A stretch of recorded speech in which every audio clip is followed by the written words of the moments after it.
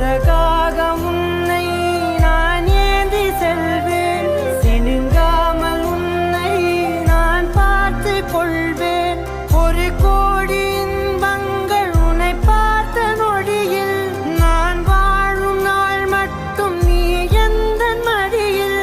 உன்னை ஈன்ற பொழுதிங்கு கடவுள் தன் முகம் பார்த்த பொழுது உன் பாதம் தொழுது